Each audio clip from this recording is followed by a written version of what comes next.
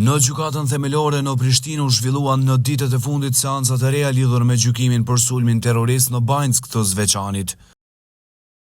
Gjatë ditës së djeshme, trupit gjykues ju prezantuan prova materiale nga Prokuroria Speciale, përfshirë dëshmi, raporte dhe materiale të tjera që lidhen me tre të akuzuarit, Dušan Maksimović, Blagoj Spasejović dhe Vladimir Tolić, të cilët akuzohen për përfshirje në ngjarjet e 24 shtatorit të vitit 2023.